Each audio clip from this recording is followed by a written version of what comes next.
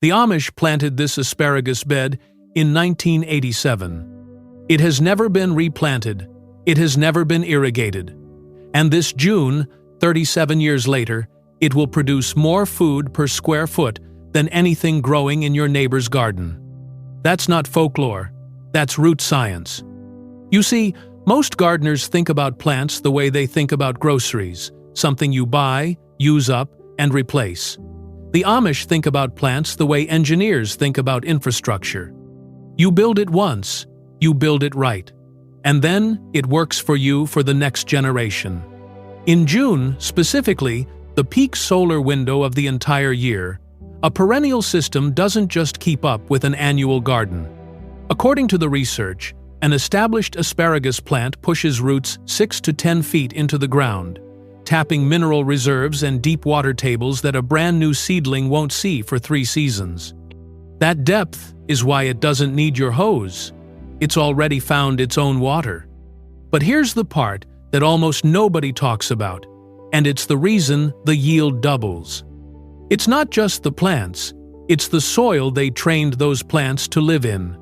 The Amish call it the sponge, and by June, that sponge is ready. We're going through every perennial food plant they grow in June, one by one, starting with the one that's been quietly holding this whole system together since before you were born. Plant number 1, asparagus. This is the cornerstone, the anchor, the plant, the entire permanent garden is built around, and the one that will absolutely test your patience before it rewards it. Here's the deal with asparagus. You do not harvest it in year 1. You do not harvest it in year 2. You watch it grow, you let it fern out, and you walk away. What you're doing in those first 2 years isn't waiting, it's investing. Every time that feathery summer foliage catches sunlight, it's pumping energy straight down into the crown, building the root infrastructure that will feed your family for the next 25 to 30 years from a single planting. By year 3, the harvest begins. And it doesn't stop. The variety matters here. The Amish favor hybrids like Jersey Giant and Jersey Knight, and, for a specific reason that most gardeners don't know, these are all male varieties. Female asparagus plants spend a significant portion of their energy producing berries. Male plants put all of that energy into spear production instead, and the yield difference is not subtle. Male plants can produce up to 3 times more harvestable food than their female counterparts. Same soil, same water, 3 times the output. That is what variety selection inside a perennial system looks like. In June, the asparagus harvest is winding down as spears begin to thin. The correct response, counterintuitive to every harvesting instinct you have, is to stop cutting entirely. Let it go to fern.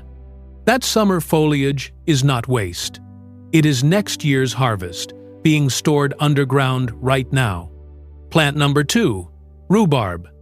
The Amish call rhubarb a natural weapon. That description is accurate in more ways than one.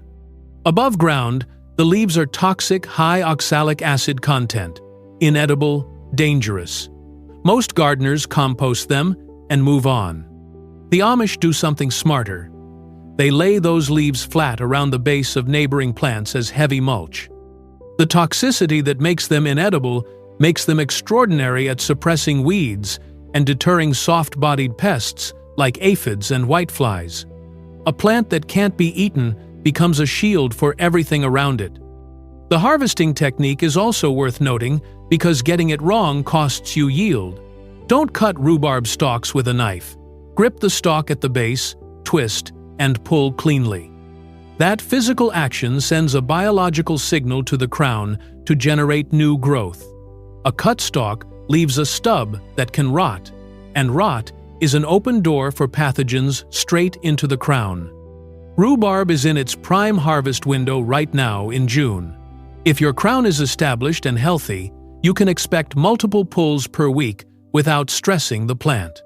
Plant number 3, horseradish.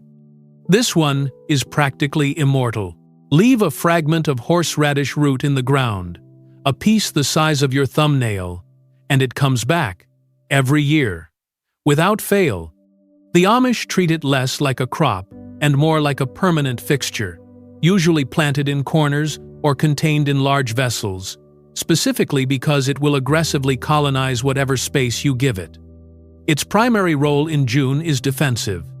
The volatile compounds horseradish releases underground repel moles, mice, and a range of insects that would otherwise target the tubers of sunchokes or the root systems of nearby fruit trees.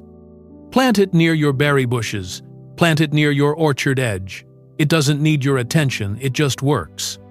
3 plants in. All 3 are already doing 2 jobs at once, exactly as the framework predicted. Now, stop for a second. Because everything we've covered so far, the asparagus, the rhubarb, the horseradish, those are the plants most people already know exist. They're the ones that show up in the perennial vegetables listicles. They're the starting point. What comes next is different. The first 3 plants we covered are performers. They produce food, they defend the garden, they build root infrastructure, but they still operate largely as individuals. You plant them, they grow, you harvest them. The plants we're about to cover don't just perform, they engineer. This is the part of the Amish system that the modern gardening world has almost completely failed to understand, because it requires you to stop thinking about plants as separate objects in separate wholes, and start thinking about them as components of a single living machine. A machine that catches water, builds soil, generates its own fertility, and expands itself without any input from you. The Amish have a name for what this machine runs on. They call it the sponge. Not a metaphor, a literal description of what healthy, carbon-rich, biologically active soil does when you build it correctly.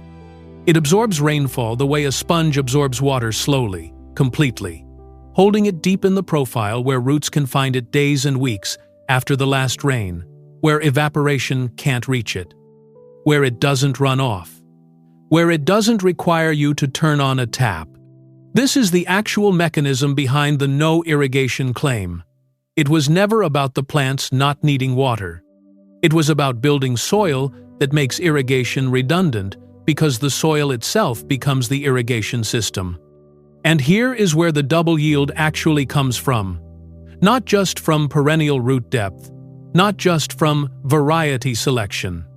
From the interaction between deep-rooted perennial plants and this engineered soil, a feedback loop where the plants build the soil, and the soil amplifies the plants season after season, compounding. By June, if the system is working, that sponge is fully charged. The trench composting done in the off-season has attracted dense colonies of earthworms and microbes. Those organisms have created channels through the soil that allow water to infiltrate deeply rather than pooling on the surface. The heavy mulch layer, 3 to 6 inches minimum, has insulated the root zone from the heat of the summer sun, keeping soil temperatures stable enough that roots never stress. The result is a garden that gets more productive every June, not less. The opposite of what almost every annual garden does. The next plants we're covering are the ones that make this system self-replicating. The ones that spread, multiply, and fill every available inch of productive space with zero effort from you. And one of them, if you plant 8 of them this spring, will give you more than 60 by autumn. Picture this. It's a Tuesday morning in June, somewhere in Lancaster County, Pennsylvania. The sun is barely above the tree line.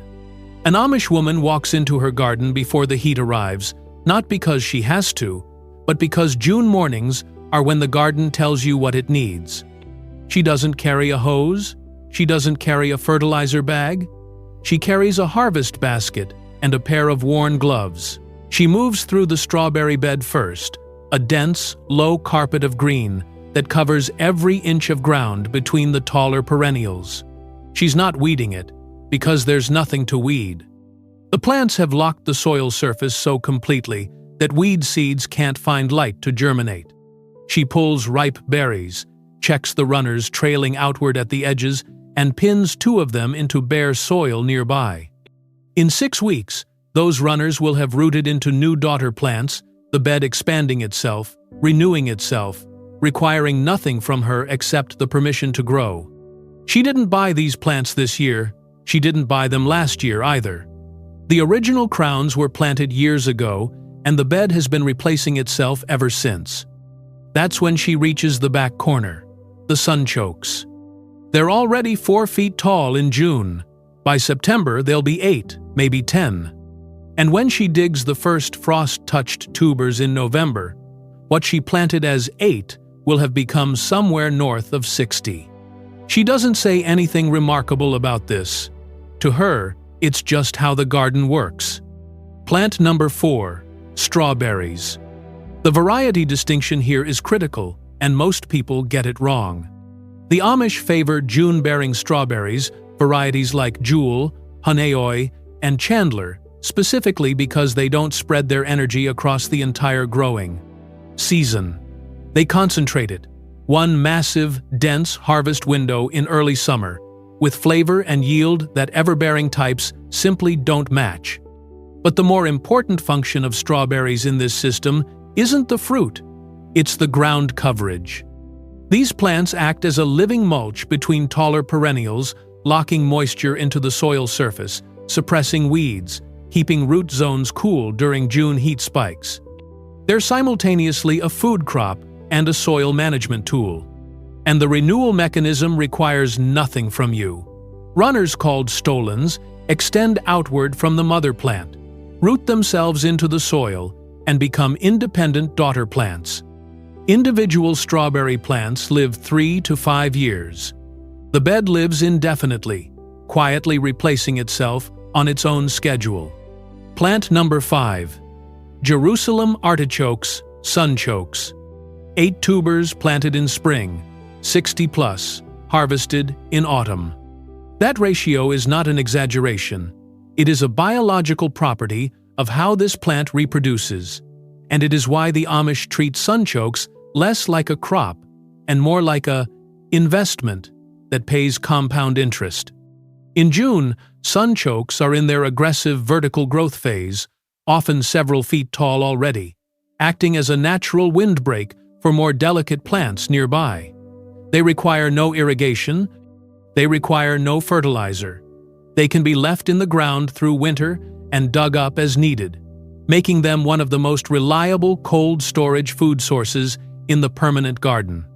The only management they require is containment, because that same aggressive multiplication that makes them productive will take over a bed if you don't define their boundaries in year 1. Give them a corner, give them a border, then let them do what they do. Plant number 6, berry bushes and cane fruits. Raspberries, blackberries, blueberries. Most people treat these as a nice addition to the garden. The Amish treat them as a long-term caloric investment, and the numbers justify that framing completely. A properly maintained blueberry bush produces for 30 to 50 years, not 3 to 5, not a decade. 50 years of fruit from a single planting, with yield that increases as the bush matures. That is a food asset that outlasts most of the infrastructure in your house. Raspberries and blackberries operate differently. They spread via underground roots, naturally sending up new canes each season to replace old ones. The plant manages its own succession. Old canes die back, new ones emerge, and the patch self-renews without intervention. What you're doing when you maintain a raspberry patch is mostly just directing the expansion, deciding where it grows, not whether it grows. In June, these bushes are in late flowering or early fruiting stage. What's happening underground is less visible, but equally important. The root system is expanding, building the permanent infrastructure that will increase next year's yield above this year's. Plant number 7, heirloom apple trees. This is where the permanent garden becomes a permanent orchard, and where the generational thinking of the Amish system becomes most visible. They don't plant modern commercial apple varieties. They plant heirlooms, wine sap, northern spy, varieties selected not for supermarket shelf life, but for natural storage quality and disease resistance in their specific climate. These trees, once established, require no supplemental irrigation. Their root systems go deep enough to find their own water through drought conditions that would kill a modern hybrid. In June, something called the June drop occurs. The tree naturally sheds a portion of its immature fruit, self-thinning, to concentrate energy into fewer, larger apples. The Amish don't intervene in this process. What they do instead is allow livestock to graze the dropped fruit immediately, interrupting the pest cycles that would otherwise use fallen fruit as a breeding ground. The tree manages itself. The animals manage the tree's waste. The system closes the loop without a single purchased input. And then there's the layer that almost nobody talks about. Past the 7 anchor crops, the Amish maintain what researchers call the forgotten vegetables, plants that were common in kitchen gardens 200 years ago and have almost completely disappeared from modern growing, not because they stopped working, but because industrial seed distribution stopped selling them. These are the plants that provide abundance in June specifically, during the gap when spring perennials are winding down and summer annuals aren't ready yet. Skirret produces sweet roots that taste like a cross between carrot and parsnip. Perennial. Divide the crowns in spring, keep the soil moist, and it delivers reliably every June without replanting. Good King Henry is a perennial spinach substitute that tolerates shade and cold in ways that conventional spinach never could. In June, its leaves are harvested regularly, and the flowering spikes that emerge can be steamed and eaten exactly like asparagus. One plant, 2 harvests. Different textures, different flavors, same crown. Caucasian mountain spinach climbs, a perennial vine that thrives in the dappled shade, under fruit trees' space that would otherwise produce nothing. In June, it delivers tender greens continuously, filling a structural layer of the garden that most annual systems leave completely empty. Sorrel provides sharp, lemony greens through the early part of June, then gets cut back hard in late June, which triggers a flush of tender new growth for a second summer harvest. 1 deliberate cut. 2 harvests. That is the perennial system's logic compressed into a single plant. And running through all of it, threading between the larger perennials like a ground-level network, are the walking onions. These are the plant that earns its name. In June, walking onions form small bulbils at the top of their stalks. The weight of those bulbils tips the stalk over. The bulbils touch the soil and root themselves. The plant has literally walked to a new location and planted itself. Every part of this plant is edible bulbil, stalk, underground bulb, and it stays green for 9 months of the year. The Amish don't plant walking onions every season. They plant them once, define their boundaries, and let them fill their assigned space permanently. Now we can answer the question the title asked. How does a garden produce double the yield with no replanting and no irrigation? You have the plants now. 7 anchor crops, a layer of forgotten vegetables, a self-replicating ground cover, and an orchard that outlives the people who planted it. But the plants are only half the answer. The other half is underneath them. The Amish approach to soil is built on a single non-negotiable premise. Bare soil is a failure, not an inconvenience, not an aesthetic issue. A functional failure because every hour bare soil sits exposed to June sun. It is losing water through evaporation that no amount of future rain will efficiently replace. Their response is the 3 to 6 inch rule. Mulch, straw, hay, crop debris applied thick enough that no sunlight reaches the soil surface. This single practice reduces surface evaporation by up to 90%. The root zone stays cool during heat spikes. The soil stays biologically active. And the moisture that entered the ground during the last rainfall stays exactly where roots can find it, days later, without any help from you. But the mulch is the visible layer. What's underneath it is where the real engineering lives. During the off-season, late autumn, early spring, the Amish dig trenches between their growing rows, 20 to 25 centimeters deep. They fill those trenches with kitchen scraps, organic matter, anything biological. Then they cover them and walk away. By June, that buried material has attracted dense populations of earthworms and microbes. Those organisms have done something no mechanical tool can replicate. They have restructured the soil itself, creating a network of microscopic channels that allow water to move downward rapidly rather than pooling, compacting, or running off. The result is soil that behaves like a sponge, absorbing rainfall completely, holding it in the profile, releasing it slowly to roots over days and weeks. This is the mechanism behind no irrigation. Not that the plants don't need water, that the soil holds water so efficiently that natural rainfall becomes sufficient even in dry June stretches. When drought does arrive, genuine, extended drought, the Amish use a technique worth understanding precisely because it seems almost too simple to work. They call it the pot lid method. They water deeply, 15 to 20 centimeters down, and then immediately cover the entire area with mulch. The mulch acts as a seal, trapping the water in the soil profile before evaporation can pull it back to the surface. The water stays down where the roots are, not on top where the sun is. And for the rare situation requiring directed water delivery, they elevate 55-gallon rain barrels 3 to 4 feet off the ground. That elevation alone, no electricity, no pump, no pressure system, generates enough gravity-fed pressure to run low-flow soaker lines directly to the base of each plant. Water delivered at root level, not overhead. No evaporation loss. No wet foliage creating disease conditions. Passive, gravity-powered, and free. Rows oriented perpendicular to any slope, catch runoff and slow it. Paths kept slightly lower than beds, funnel rainwater toward root zones rather than away from them. The entire garden is physically shaped to capture every drop that falls on it. This is what the Amish mean when they describe their garden as self-sufficient. Not that it operates without inputs, everything needs water, nutrients, energy, but that it is designed to capture and recycle all of those inputs from what already exists in the surrounding environment.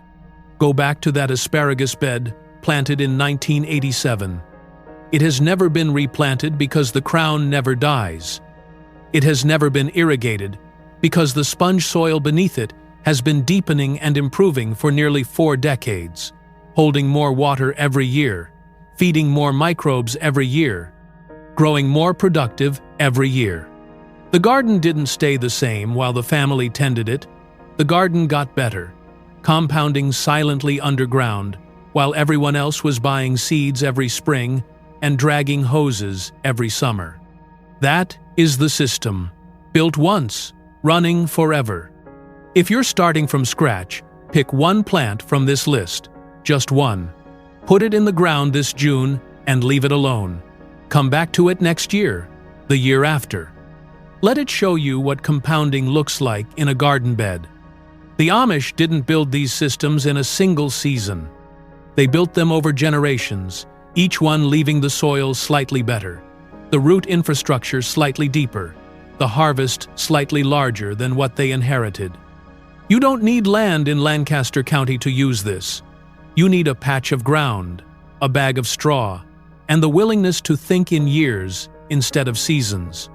If you want to go deeper, the specific planting timings, the soil composition ratios, the variety sourcing, drop a comment below with the plant you're starting with. I read every one. And if this changed how you think about what a garden can actually do, share it with someone who's still dragging a hose every July. Subscribe if you haven't. There's more where this came from.